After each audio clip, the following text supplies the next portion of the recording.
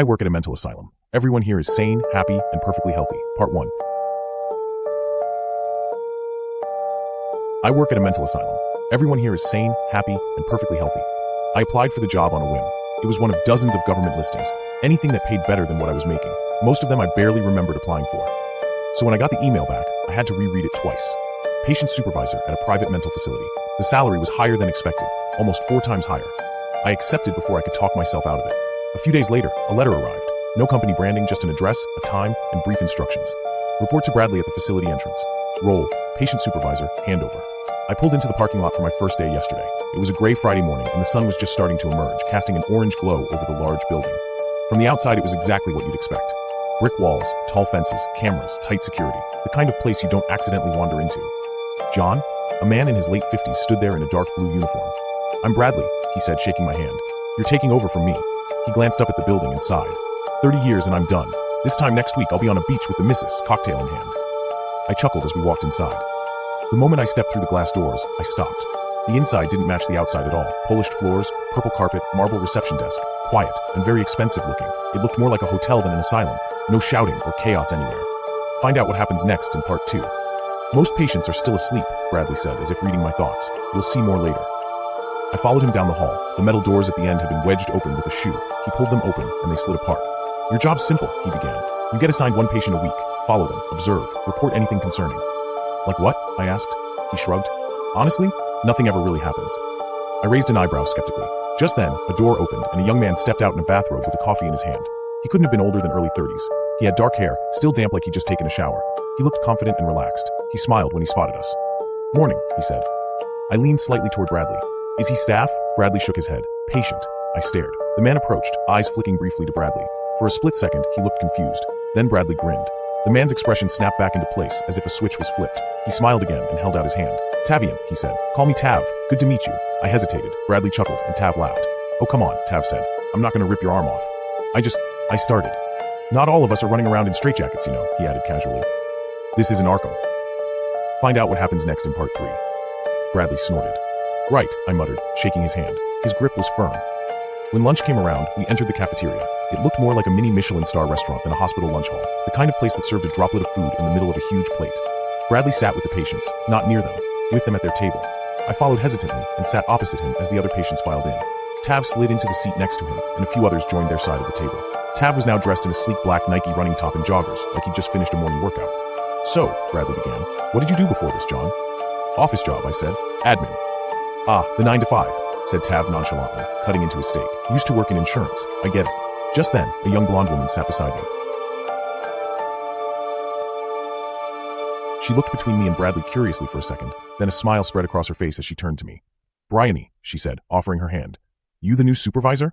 I nodded, shaking it. She was wearing an Apple Watch. She glanced at Tav across the table, and they grinned at each other briefly. I noticed it, but I didn't understand it. Then she turned back to me. "Someone's got to replace him," she added, looking towards Bradley. "He's getting old." Everyone laughed, and the conversation drifted to Bradley's retirement plans. It felt far too normal, like lunch with coworkers, not mental patients. Find out what happens next in part 4. The tour with Bradley continued after lunch. Doctors in white coats nodded at us politely. I wasn't even sure who was a patient or who was staff. There were no gowns, no medication carts, no restraints. The common room had a fireplace and a huge plasma screen TV. Just people lounging around and chatting. It felt like a resort. By the end of the day, I didn't know what to think. Bradley handed me a folder and a small remote with a red button on it. "Schedules, protocols," he said. "Any issues, press the button and staff will come running. Not that you'll need it." Then he looked around the place and sighed. "Well, I'm out." He reached into his pocket, then he paused. "Left my badge at home on my last day. Brilliant." I shrugged and handed him mine. "Here," I said. "Ah, thanks." Bradley swiped it on the door and handed it back to me, then gave me a salute and left. Across the room, Tav and Bryony were watching, amused. They probably just found it funny he'd forgotten his badge, I thought. I headed to the locker room to grab my things. The moment I stepped inside, the smell hit me immediately, metallic and pungent. I gagged, covering my mouth. What the hell was that? Find out what happens next in part 5. The lockers looked like they were pushed out further than they were this morning. I stepped closer and looked behind them. And then, I saw it. A body was wedged between the lockers and the wall. One arm twisted beneath him, fingers stiff and curled. His dark blue uniform was soaked through. Blood was smeared across the metal. Drag marks, like he'd been forced into the gap after it was over. I screamed and pushed the button. The alarm sounded and staff rushed in, crowding around the body. The director glanced down into the gap. Then he looked up at me slowly. "Who let you in this morning?" he asked quietly. Everyone was silent. "B. Bradley," I said. He pointed at the body. That is Bradley. Laughter erupted behind me. I turned around. The patients were crying with laughter. Tav was covering his face, and Bryony was almost in tears. The director took a tablet from security and started watching the footage. As he saw me handing the security badge to the man in the blue uniform, his expression darkened, then his face turned red. That, he said slowly, is not Bradley, that's Ed. My stomach dropped. You just let a patient walk out. He looked up at me slowly, irate, his face twisted in fury. You had one job, you stupid government buffoon. The laughter behind me grew even louder. Find out what happens next in part 6.